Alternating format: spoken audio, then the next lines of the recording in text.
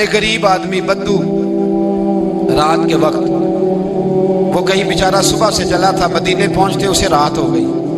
اس نے ڈرتے ہوئے نا خیمہ باہر لگا لیا. جہاں رات ہوئی نا آدھی رات کو گئی 1-2 بجے سمجھ لے پہنچا مدینے، تو اس نے باہر نے خیمہ لگا لیا. بیوی اس کی امید سے تھی، بچے کی ولادت کا وقت قریب آ گیا، بیمار ہو گئی. اس نے خیمہ لگایا، بیوی اندر ہے. حضرت عمر فاروق گشت پہ تھے رات کو، ساتھ ایک غلام تھا. حضرت عمر فاروق رضی اللہ تعالیٰ عنہ کہنے لگے وہ آگ جل رہی ہے تھوڑی سی، پتہ کرو کون ہے. تو آپ کا غلام پتہ کرنے گیا تو بدو نے ڈانٹ دیا، کہنے لگے جاؤ تمہیں کیوں بتاؤں. حضرت عمر خود گئے، کہنے لگے مسافر بھائی بتا تو صحیح. کہنے لگا جی چھوڑے، میں آپ کو کیوں بتاؤں میں کون ہوں کیسے آیا ہوں. فرمایا خیمے کے اندر سے کراہنے کی آواز آتی، کوئی درد سے چیخ رہا ہے، بتا ہمیں بات کیا ہے. کہنے لگا جی میں فلاں بستی فلاں علاقے کا ایک غریب ہوں، امیر المومنین عمر فاروق سے ملنے آیا ہوں، اور رات ہو گئی ہے تو یہاں خیمہ لگایا ہے، صبح میں ان سے مل کے چلا جاؤں گا.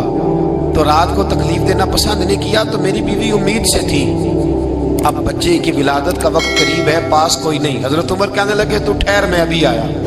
چہرے پہ نقاب ہے، اسے بتایا نہیں میں ہی امیر المومنین. عمر دوڑے گئے، اپنی زوجہ سے کہنے لگے اگر تجھے بہت بڑا اجر مل رہا ہو تو حاصل کرے گی. کہا کروں گی. تو کہنے لگے چل پھر میرے ساتھ، بہت بڑا اجر ہے. ایک دوست کے ہاں ولادت کا وقت ہے، ضرورت کی چیزیں ساتھ لے لو. اس عورت نے تھوڑے دانے لے لیے، گھی لے لیا. حضرت عمر سے کہنے لگی لکڑیاں اکٹھی کر لے. امیر المومنین کونسلر کی بات نہیں بتا رہا آپ کو، میں آپ کو ایم پی اے کی بات نہیں بتا رہا، اس کی بات بتا رہا ہوں جو 22 لاکھ مربع میل کا حکمران ہے. اس کی بات بتا رہا ہوں جس کے بارے میں میرے مصطفیٰ کریم صلی اللہ تعالیٰ علیہ وآلہ وسلم نے فرمایا میرا عمر تو وہ ہے کہ 950 سال حضرت جبریل بھی اس کی شان بیان کرے تو عظمت ختم نہیں ہوتی. اتنا بڑا شخص. حضرت عمر نے لکڑیاں اکٹھی کی، اینٹوں کا روڑے لے کے چولہا بنایا، پہنچ گئے. آپ کی زوجہ کہنے لگی یہ تھوڑے دانے ڈالنے، گھی ڈالنے اور ایک لکڑی لے کے اس کو ہلائیں، تیار کریں. خود زوجہ اندر چلی گئی، حضرت عمر باہر پکانے لگے. وہ بدو کہتا ہے میں اس طرح کا ان کے ساتھ بہیو کرنے لگا جیسے وہ کسی چوکی دار کے ساتھ نہیں کرتا. میں نے سمجھا جی عمر نے چوکی دار رکھے آنے جانے والے مہمانوں کا. میں کبھی پانی کا پیالہ مانگتا، کبھی کوئی بات، عمر دوڑے جاتے، کبھی پانی لاتے. او مسلمانوں، او میرے رسول کے غلاموں، یہاں اس دین کی بات کی جا رہی ہے جو دین حضرت عمر فاروق رضی اللہ تعالیٰ عنہ نے جس پر عمل کر کے دکھایا ہے. اس دین کی یہ والا نظام ہم نے لانا تھا. یہ ہمیں بتایا گیا تھا کہ پاکستان میں یہ رنگ ہوگا. ایسا نہیں ہوگا کہ امیر بیمار ہو تو لندن میں علاج ہو، یورپ میں، اور غریب کا بچہ بھی پیدا ہو تو وہ ہسپتال کے دروازے پہ ہی پیدا ہو جائے. یہ اس والے پاکستان کی تصویر ہمیں نہیں دکھائی گئی کہ گندم امیر شہر کی ہوتی رہی خراب اور بچی کسی غریب کی فاقوں سے مر گئی. لیکن یاد رکھو بس میری زبان پہ آیا ہے آج مجھے کہہ لینے دو، امیر شہر سے لیں گے حساب پائی پائی کا. اور مجھے کہنے دو، ارادہ کرنے دو، امیر شہر سے لیں گے حساب پائی پائی کا. بس غریب شہر کے بچے تو جوان ہونے دو، ذرا ہمارے بچوں کو بڑا ہو لینے دو، ذرا انہیں اپنے دین کو سمجھ لینے دو، ہم ہمیں پوچھیں گے. اور اگر یہاں غریب نہ پوچھ سکے تو میرے نبی پاک نے فرمایا قیامت والے دن غریب ہی طاقتور ہوں گے. وہ دن ہوگا ہی غریبوں کا، یہ تمہیں پوچھیں گے. ہوٹل میں نا ایک بابا جی برتن مانجتے تھے، بوڑھے آدمی تھے، 70 سال کے قریب عمر تھی. ان کا ایک بیٹا تھا، ایک بہو تھی، ایک پوتا تھا، لیکن وہ بیچارے بیٹا بیمار رہتا تھا تو لہٰذا وہ خود مزدوری کرتے. کہتے ہیں ایک دن وہ بابا جی میرے پاس آئے، کہنے لگے میم صاحبہ 2-4 دن کی چھٹی چاہیے. تو میں نے کہا خیریت ہے؟ کہنے لگے میڈم میرا بیٹا فوت ہو گیا. بیٹا، آپ کو پتہ ہے باپ کا جنازہ پڑھنا آسان ہے، بیٹے کا جنازہ اٹھانا بڑا مشکل کام. کہتی ہے میں کچھ لکھ رہی تھی، میرے ہاتھ سے قلم گر گیا. میں نے خود گاڑی بھیجی، بابا جی گاؤں چلے گئے جہاں وہ رہتے تھے. کہتی 2-3 دن کے بعد میں اور میرا شوہر گئے تو رستے میں ہم باتیں کر رہے تھے کہ کیا تعزیت کریں گے. ایک ہی بیٹا تھا، کوئی رشتہ دار بھی نہیں، تو اس کی تو کائنات اجڑ گئی، کن لفظوں سے اسے تعزیت کیا کہیں گے. کہتے جب ہم گئے تو وہ ٹوٹی ہوئی چٹائی پہ بیٹھا تھا، کچھ لوگ قریب تھے. ہم نے جا کے کہا بابا آپ مسلمان ہیں، ہم آپ کو کیا نصیحت کریں. ایک ہی بیٹا تھا کہ کس طرح کر کے ہم آپ کو تسلی دیں. تو کہتے ہیں اس نے آنکھیں کھولی, بوڑھی آنکھوں میں ایمان کی روشنی. کہنے لگا بی بی کیا تعزیت کی بات کرتی ہو, میں نے کوئی پیسے جمع کرا کے بیٹا لیا تھا, خدا نے فضل سے دیا تھا, عدل سے لے گیا ہے, میں اپنے رب کے فیصلے پہ بڑا راضی ہوں. اللہ اکبر. وہ خاتون کہتی ہے کہ وہ بابا جی سے میں نے کہا کہ چلو آپ 1 مہینے کی چھٹی کر لے. تو کہنے لگا نہیں میڈم میں مسلمان ہوں, مفت کی روٹی نہیں کھاتا, مزدوری کر کے کھاتا ہوں, میں انشاءاللہ 2-3 دن کے بعد کام پہ آ جاؤں گا. کہتے ہیں وہ چند دنوں کے بعد آ گیا. اللہ کی قدرت کے ابھی 2-3 ماہ گزرے تھے, پھر آیا, میڈم چھٹی چاہیے کچھ دنوں کی. میں نے کہا خیریت ہے؟ کہنے لگے وہ میری بہو بھی ہارٹ اٹیک سے فوت ہو گئی. کہتے اب میں بھی تڑپ گئی ہوں اور عیسائی ہو کہ میری آنکھوں میں آنسو آ گئے. میں نے کہا گھر کا دروازہ بند ہو گیا, اب یہ بیچارہ کیا کرے گا. وہ اپنے شوہر کے غم میں ہارٹ اٹیک سے فوت ہو گئی. کہتے ہم پھر 2-3 دن کے بعد تعزیت کے لیے گئے, پھر ٹوٹی ہوئی چٹائی, بوڑھا نہ اپنی انگلیوں سے زمین پر کچھ بنا رہا ہے. کہتے قریب گئی اور میں نے جا کے کہا بابا اب تو تسلی آپ نے خود ہی کرنی ہے, جو نظام تھا وہ تو ہو گیا. تو کہتے ہیں پھر اس نے آنکھیں کھولی, آسمان کی طرف دیکھا تو کہنے لگا بیٹی کوئی پریشانی نہیں, میرا بیٹا بغیر شادی کے بھی تو فوت ہو ہی سکتا تھا نا, بس میرے مالک نے جب چاہا جیسے چاہ ہوا. میں انشاءاللہ 2-4 دن کے بعد کام پہ آؤں گا. یہ میرا 3-4-5 سال کا پوتا ہے, ابھی اسکول داخل ہوا ہے, میں ساتھ لے آؤں گا, وہاں میرے ساتھ اوپر کوارٹر میں جہاں میں رہتا ہوں یہ بھی رہے گا. کبھی کبھی میں دیکھتی چھت پہ کھڑے ہو کے کہ دادا گھوڑا بنا ہوا ہے اور پوتا سواری کر رہا ہے. وہ سویرے اٹھتا, اس کو سکول چھوڑ کے آتا, شام کو لے کے آتا, پیار کرتا, محبت کرتا. 3ری منزل پر ہم نے ایک کوارٹر دیا ہوا تھا, وہاں دادا پوتا رہتے. اللہ تو بڑا بے نیاز ہے. کہتی ہے اقبال ایک دن نا پوتا اوپر والی منزل پہ کھیل رہا تھا, اس کا پیر پھسلا, وہ گردن کے بل زمین پہ گرا. مجھے خبر ہوئی تو میں دوڑی, ایمبولینس منگائی. خون سے لتھڑے ہوئے اس بچے کو دادے نے اپنی گود میں رکھا. اور جب ہم ہسپتال کی طرف گئے تو ہاسپٹل بعد میں آیا, جناب اسرائیل پہلے آ گئے اور کہتے ہیں وہ گود میں دم توڑ گیا. پھر دادے نے اسے اپنے ہاتھوں سے غسل دیا, پھر اس نے اپنے بوڑھے ہاتھوں سے قبر کھودی اور پھر مٹی ڈال کے کہنے لگا انا للہ و انا الیہ راجعون. جے سونا ہی میرے دکھ وچ راضی, جے سونا ہی میرے دکھ وچ راضی. پھر سکھ نو چلے ڈاواں. کہتے ہیں وہ مٹی ڈالی اس نے, اور جب وہ واپس پلٹا تو میں بازو سے تھام کے ہوٹل قریب لائی اور میں نے اس کے قریب کہا کہ بابا تو ٹوٹ گیا ہے, تو بکھر گیا ہے. تو کہتے ہیں یوں اس نے ہاتھ رکھے اور یوں آنسو چھٹک دیے.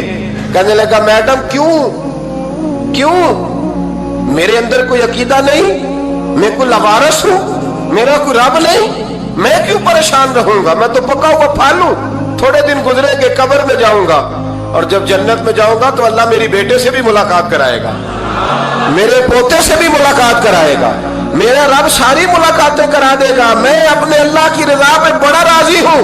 وہ خاتون کہتی ہے میرا اور میرے شوہر کا کلیجہ پھٹنے لگا. میں نے کہا بابا یہ جذبہ کہاں سے ملتا ہے, یہ سکون کہاں سے آتا ہے, یہ کیفیت کیسے ملتی ہے. مجھے کہنے لگا تو نے لینی ہے. میں نے کہا, تو کہنے لگا تو بھی گنبد خضرا والے نبی کا کلمہ پڑھ جا, اللہ تجھے سکون عطا کرے. حضرت عمر فاروق رضی اللہ تعالی عنہ. حضرت عمر معمولی شخص نہیں, معمولی آدمی نہیں. کچھ لوگ صدیوں کے بعد پیدا ہوتے ہیں اور کچھ لوگ ایسے ہوتے ہیں جو ایک ہی بار پیدا ہوتے ہیں, ان جیسا دوسرا پیدا ہوتا ہی نہیں, دوسرا ان طرح کا پیدا ہوتا ہی. حضرت عمر رضی اللہ تعالیٰ عنہ جیسی شخصیات پیدا ہی نہیں ہوتی دوبارہ. سارے صحابہ در رسالت مآب پہ خود آئے. یہ وہ عظیم شخص ہے جسے اللہ کے محبوب نے اللہ سے مانگ کے لیا, کہا اے اللہ یہ مجھے دے دے. اللہ سے مانگ کے لیا ہے. اس لیے صوفیاء کہتے ہیں کچھ مرید ہوتے ہیں کچھ مراد ہوتے ہیں، کچھ مرید ہوتے ہیں کچھ مراد ہوتے ہیں۔ مرید وہ ہوتا ہے جو چل کے آتا ہے، آ کے مرید ہوتا ہے۔ مراد وہ ہوتا ہے جسے کہا جاتا ہے کہ یہ کبھی میرا بن جائے نا، یہ کبھی آ جائے نا، میرا بن جائے، اس کو مراد کہتے ہیں۔ حضرت عمر مصطفیٰ کریم کی مراد ہیں، حضور کی مراد ہے۔ اللہم اعز الاسلام بے اسلام عمر ابن خطاب، اے اللہ اسلام کو عزت دے دے، میرے عمر کو کلمہ پڑھنے کی توفیق عطا فرما دے۔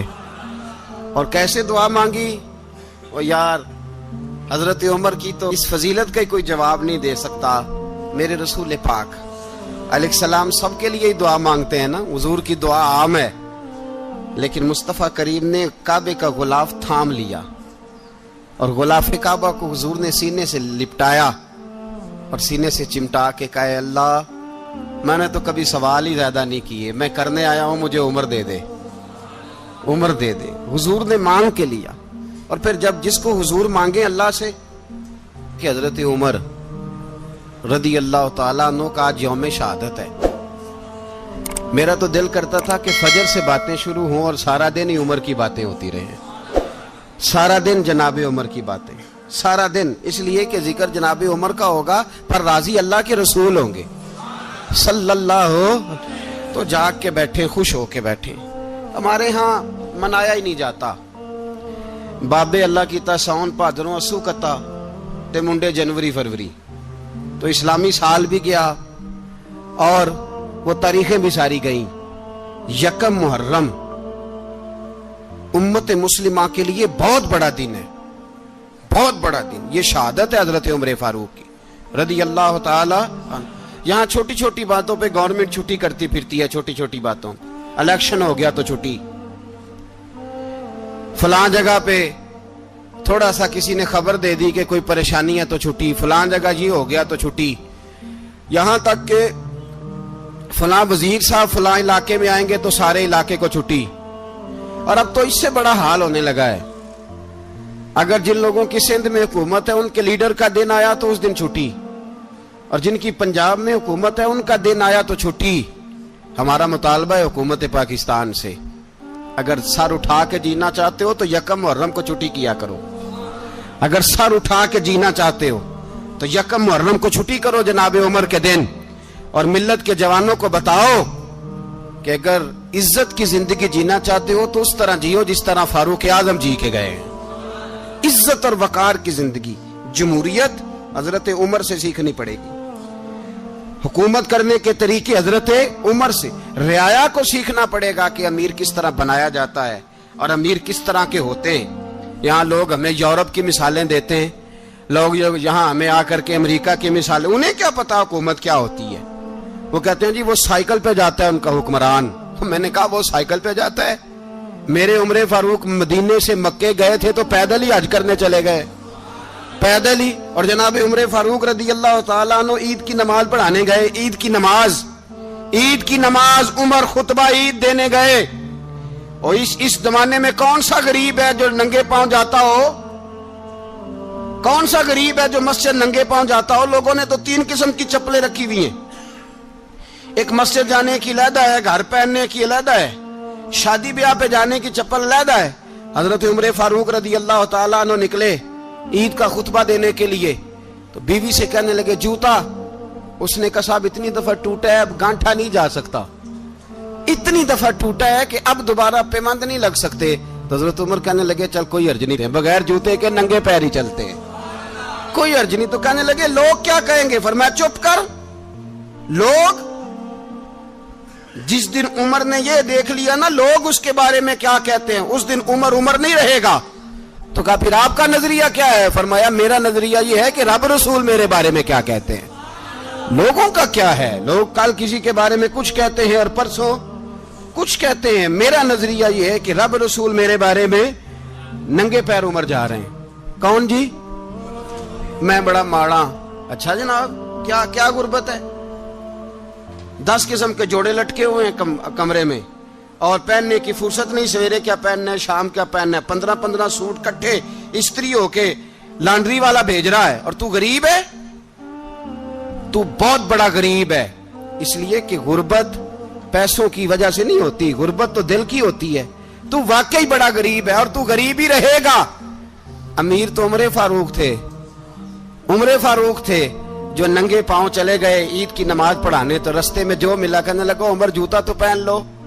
فرمایا تمہیں عمر کا جوتا نہ پہننے کا نقص تو نظر آیا ہے، کوئی حرج نہیں، اگر عمر کو کبھی بتانا ہوا تو وہ والا نقص بتانا جو عمر کی سیرت میں پیدا ہو، کردار میں پیدا ہو، وہ والا نقص بتانا، یہ چھوڑو جوتے آتے جاتے رہتے۔ ننگے پاؤں گئے، پاؤں دھوئے، نماز پڑھائی، لوٹ آئے۔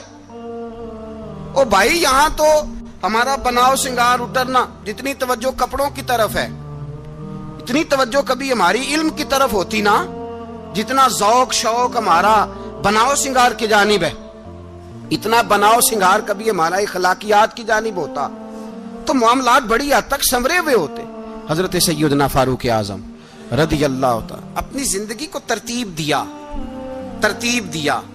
ایک دن بھی خلافت نہیں مانگی اللہ سے۔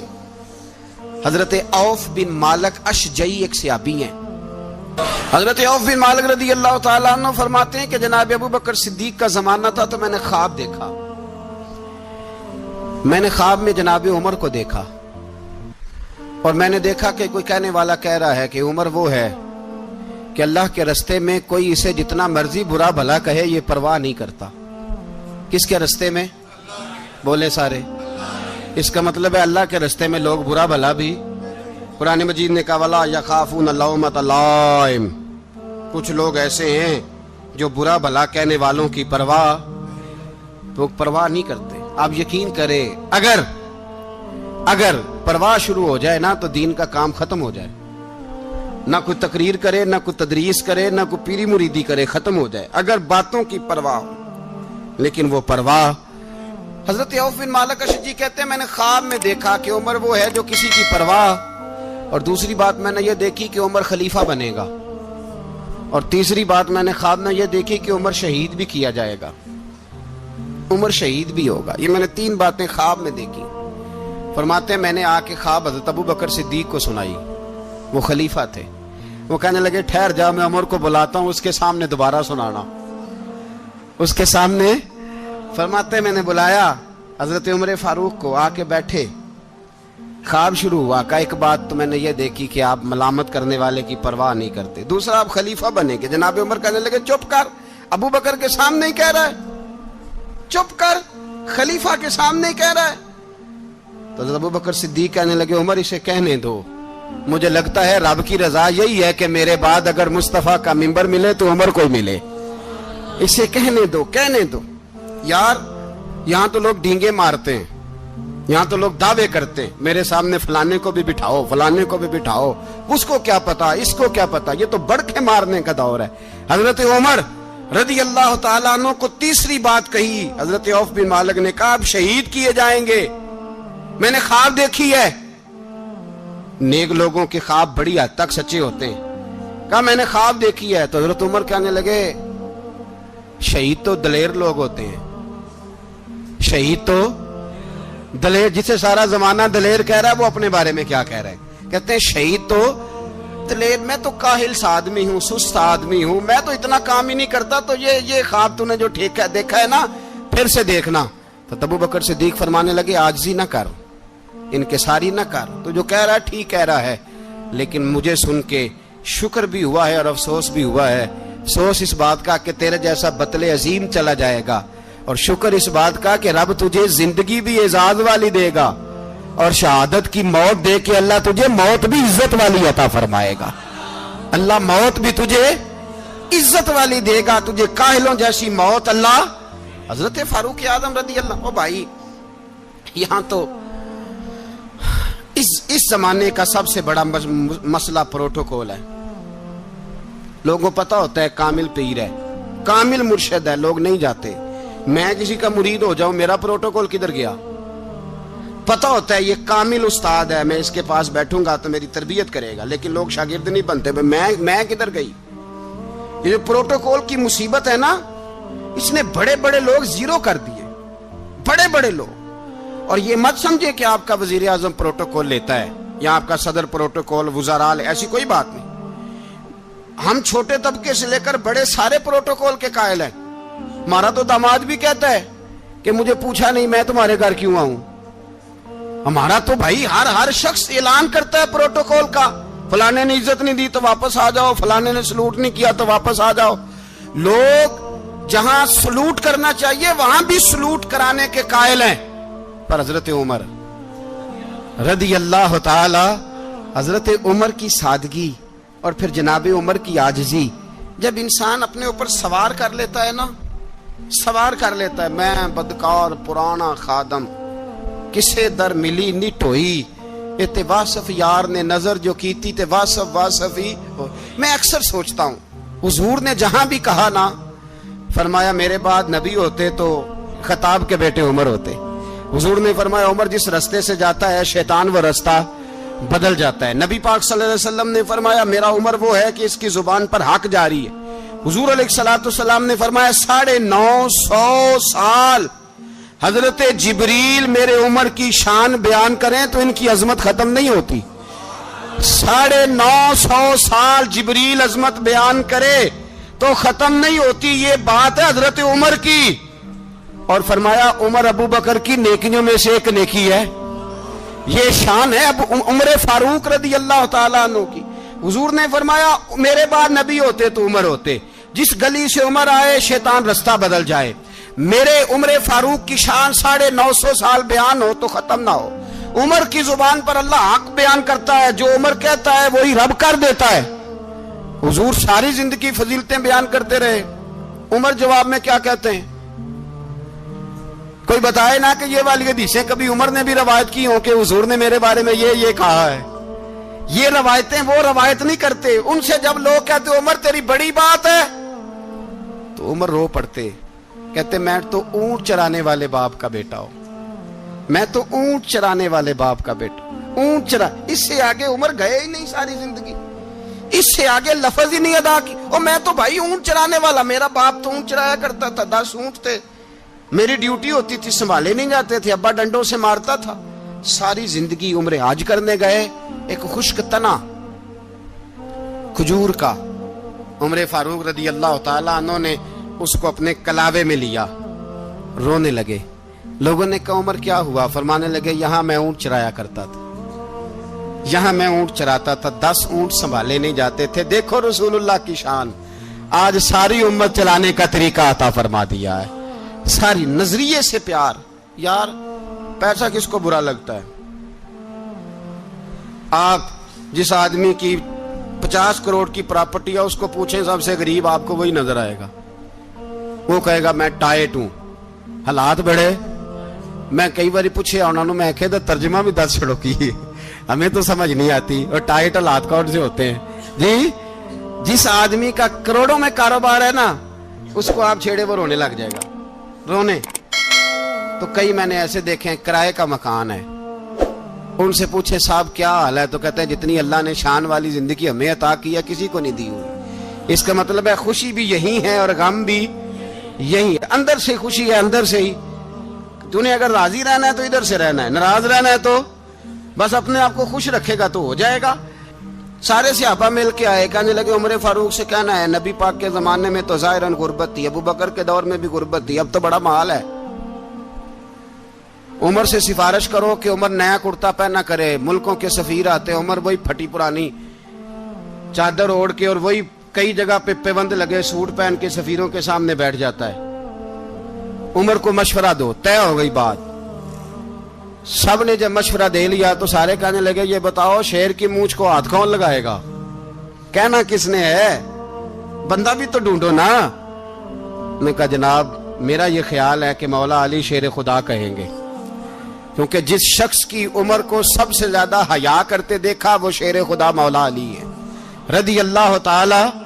अली कहेंगे इसलिए कि जनाब अली तो कई दफा जब गुफ्तगू करते थे तो हजरत उमर चुप कर जाते थे और फरमाते थे अली ना होता तो मैं हलाक हो जाता।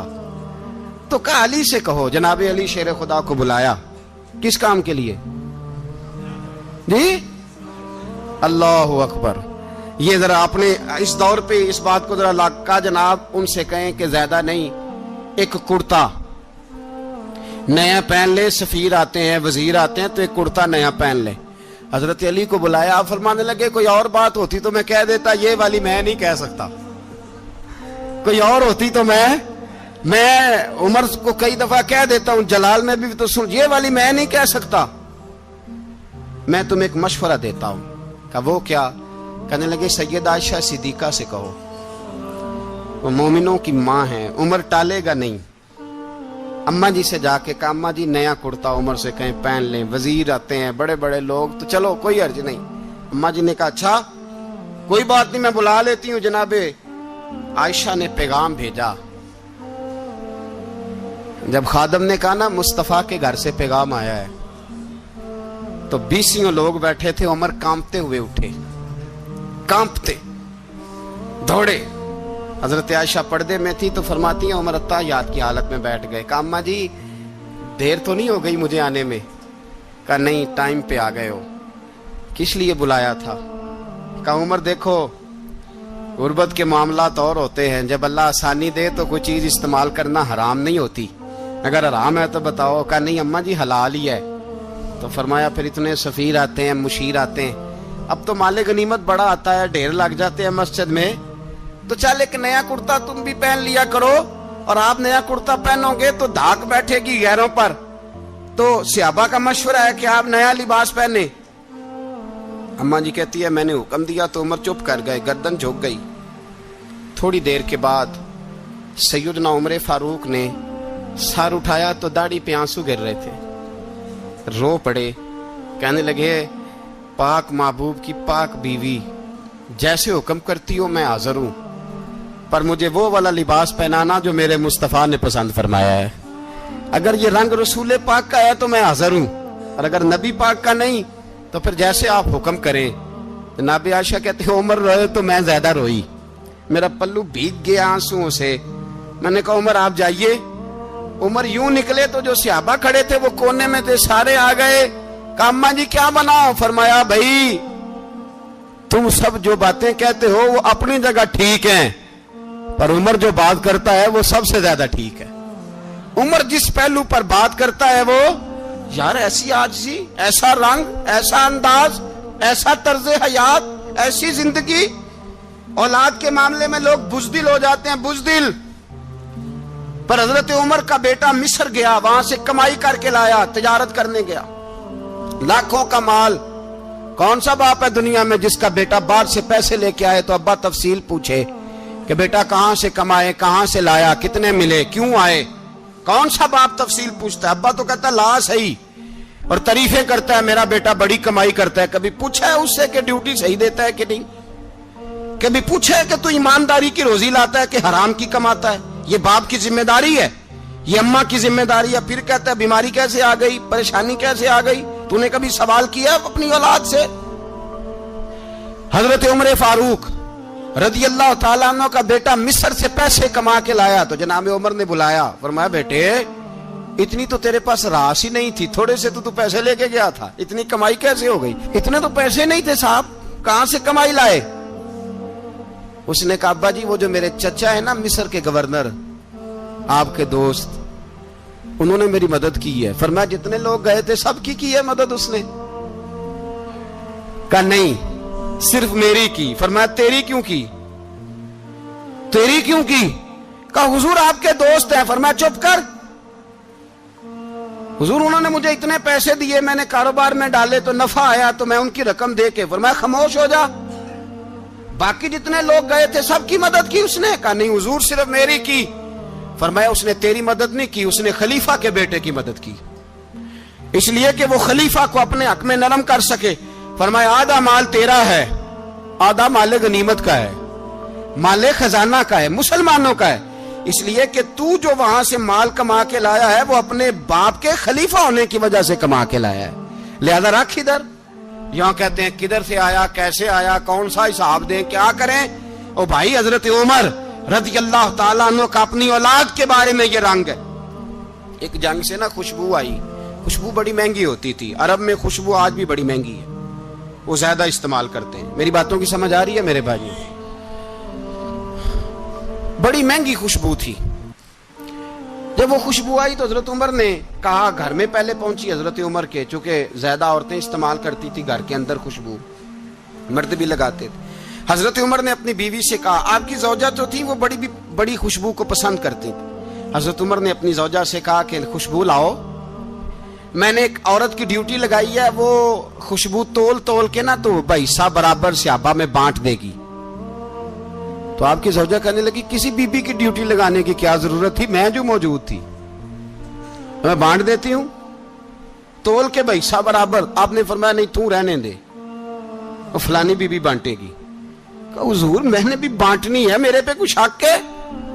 آپ نے فرمایا نہیں, تو تفصیل نہ پوچھ, تو خوشبو دے دے, کوئی اور بانٹے گی. خاتون خانہ تھی نا, کہنے لگی نہیں مجھے بھی آج آپ کو بتانا ہی پڑے گا کہ کوئی جو بانٹ سکتی ہے تو میں کیوں نہیں بانٹ سکتی. زوجہ کہتی عمر نے بات کی تو میری چیخیں نکل گئی. حضرت عمر فرمانے لگے, جب تو خوشبو بانٹے گی نا تیرے ہاتھوں کو بھی لگے گی, تیرے دوپٹوں کو بھی لگ جائے گی. اگر رب کریم نے مجھ سے سوال پوچھا کہ عمر خوشبو تو مسلمانوں کی تھی, تیری بیوی کے دوپٹے کو کیوں لگ گئی, تو میں اللہ کے حضور کیا جواب دوں گا؟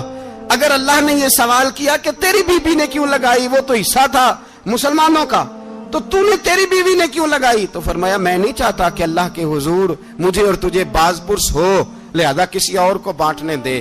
زوجہ روئی اور تڑپ کے کہنے لگی, عمر مجھے لگتا ہے صبح قیامت بھی تیری بیوی ہونے کی وجہ سے اللہ مجھے جنت عطا فرما دے گا, تیری زوجہ ہونے کی برکت سے. بھائی یہ معیار رکھا, خدا کی قسم ایسا شخص تاریخ میں دوبارہ نہیں آیا. اتنا بڑا آدمی, اتنا بڑا شخص, اتنا بڑا آدمی, اور پھر رنگ یہ ہے کہ عمر 22 لاکھ مربع میل کا حکمران, 22 لاکھ, اور کھجور کے درخت کے نیچے مٹی کا ڈھیلا لے کے سو گئے ہیں, پرواہ کوئی نہیں, کوئی مسئلہ ہی نہیں. 2 غلام ساتھ بیٹھے تو ایک روٹی حضرت عمر نے گھر سے منگوائی, تھوڑا سا سرکہ, تو غلام کہنے لگے ہم نے بھی کھانی ہے. فرمایا کوئی حرج نہیں, روٹی کو پیٹ بھر کے کھانا ضروری تو نہیں, 3 حصوں میں بانٹ لیتے. ایک آدمی آیا ہوا تھا مصر کا رہنے والا ملنے کے لیے, اس نے پوچھا عمر کدھر ہے, تو کہا وہ ادھر جاؤ مسجد میں بیٹھے ہوں گے. اور واپس آیا تو کہنے لگا وہاں تو 3 غلام بیٹھے ہیں, ایک روٹی بانٹ کے کھا رہے ہیں, لگتا ہے کئی دنوں سے روٹی نہیں ملی. کہا 3 غلام تو کوئی نہیں, وہاں 2 ہی تھے, تیسرے تو امیر المومنین تھے. اس نے کہا نہیں 3 غلام ہیں, کپڑے بھی ایک طرح کے پہنے ہوئے, بلکہ 2 کے تو پھر صحیح ہیں, تیسرے کے تو زیادہ ماڑے ہیں. کپڑے بھی ایک طرح کے, کھانا پینا بھی ایک طرح کا, اور ان کا نشست برخاست بھی ایک طرح کی ہے, لہذا کوئی فرق نہیں. حضرت ابو ہریرہ کہتے ہیں میں لے کے آیا, اور جناب عمر کو جب میں نے کچی زمین میں تامت سمیٹ بیٹھے دیکھا تو میں رو پڑا. میں نے اس مصر سے آنے والے کو کہا تو اس کے جلوے دیکھ, اگر اس کی ذات میں اتنا حسن ہے تو محمد عربی کا مقام کیا ہوگا. یہ مقام غور ہے, مقام غور. 10 محرم کو لوگ دیگے پکائیں گے نا, نہیں پکانی ہے, کوئی بول دے نہیں, ہاں نہ نہیں کر دے, پروگرام بدلیا تو نہیں جی عید کی کہ وہی کام شروع ہوا ہے لاسٹ ٹائٹ ہونے والا. کیوں جی پکنی ہے نا دیکھیں 10 محرم کو انشاءاللہ تعالی, ہم بھی پکائیں گے انشاءاللہ, یہاں بھی پروگرام ہوگا. تو 10 محرم کو جو دیگ پکنی ہے تو ایسا نہیں ہو سکتا کہ 1 محرم کو حضرت عمر کے نام کی بھی کوئی پک جائے.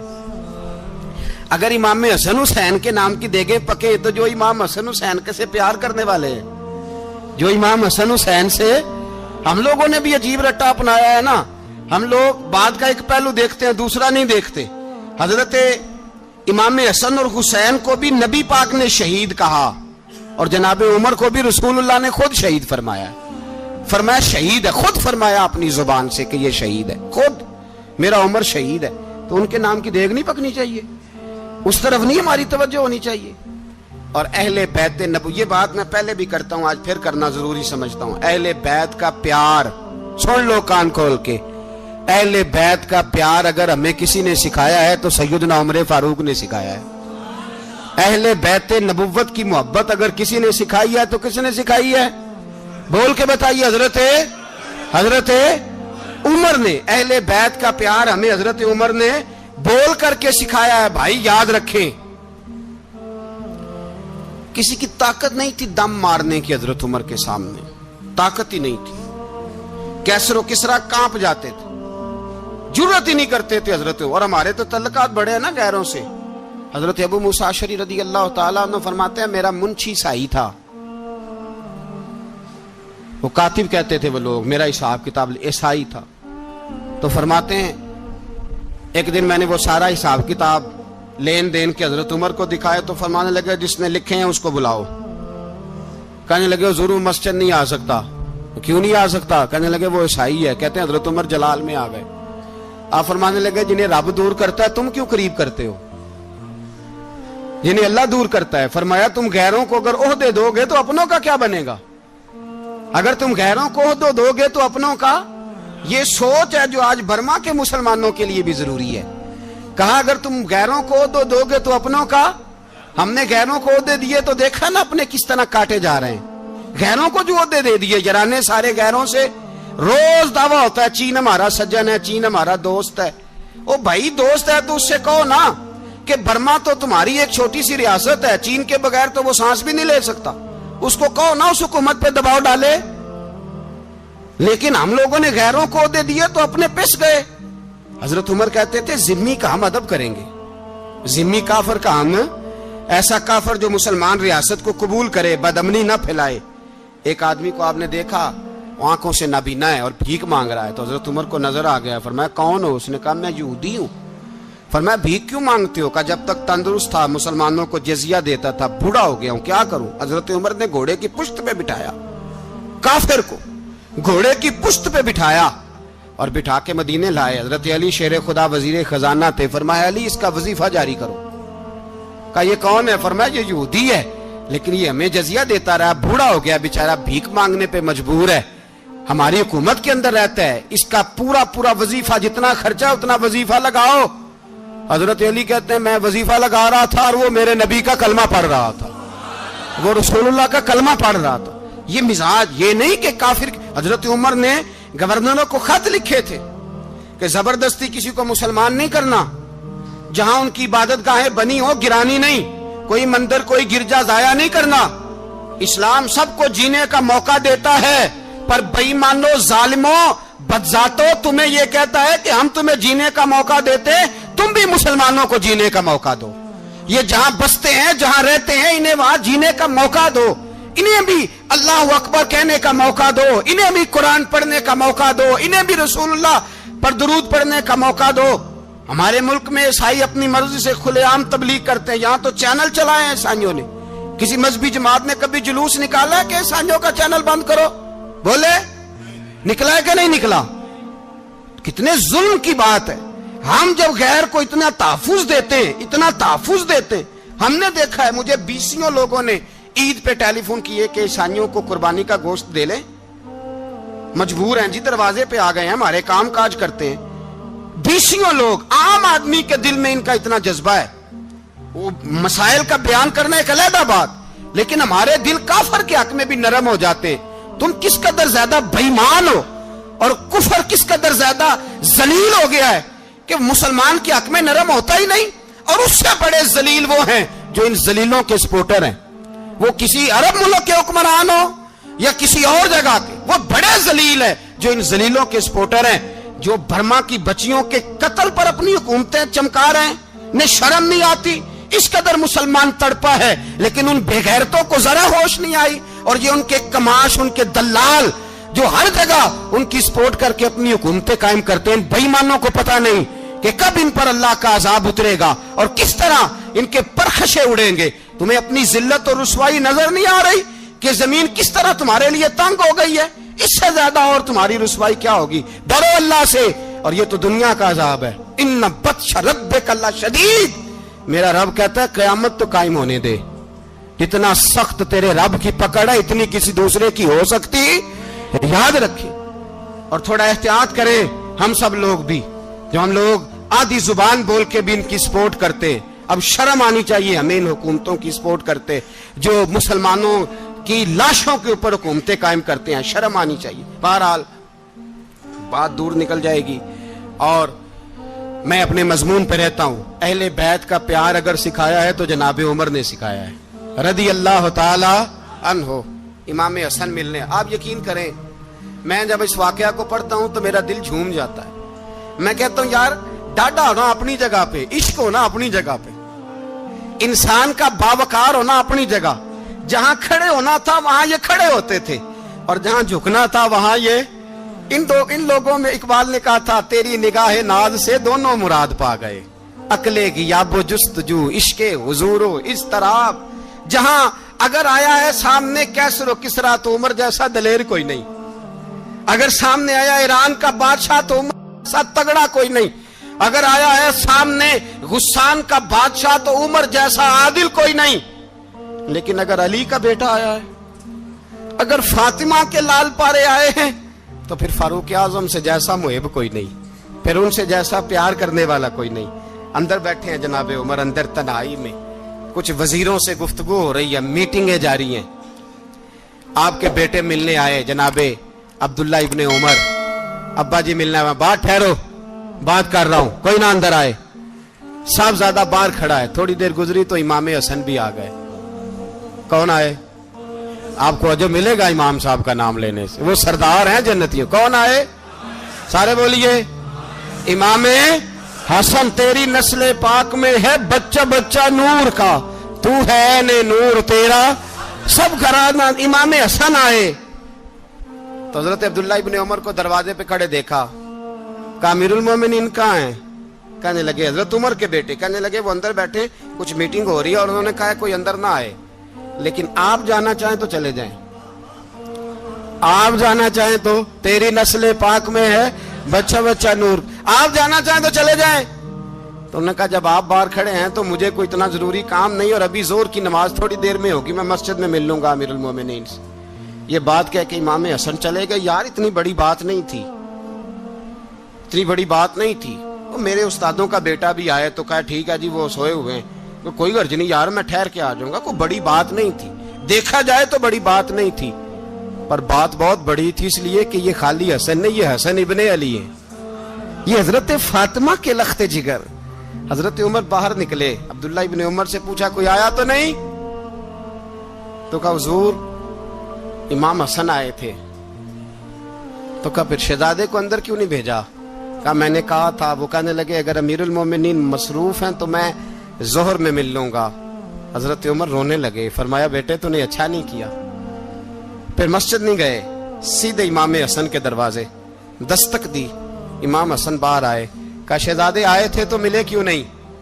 تو امام حسن کہنے لگے حضور آپ کا اپنا بیٹا دروازے پہ کھڑا تھا, آپ کا اپنا بیٹا دروازے پہ کھڑا تھا, اور منع بھی کیا تھا آپ نے, تو میں زور میں مل لیتا.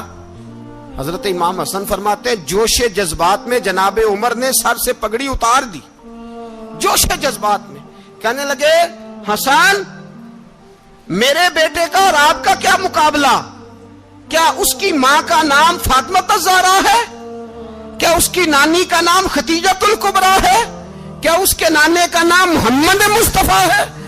آپ کا اور اس کا کیا مقابلہ؟ پھر رو پڑے اور کہنے لگے بیٹے میں مکے کے صحراؤں میں اونٹ چرایا کرتا تھا, یہ جو میرے سر پر عزت کے بال ہیں یہ تیرے نانے کے اگائے ہوئے.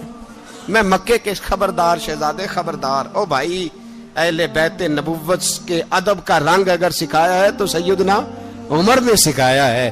حضرت عمر فاروق اتھارٹی ہے, اسلام کی اتھارٹی. یکم محرم حضرت عمر کی شہادت ہے. یہودی بول اٹھا, کافر بول اٹھا, اگر 6 مہینے عمر دنیا میں اور رہتے تو دنیا میں کوئی کافر موجود نہ ہوتا. 6 مہینے.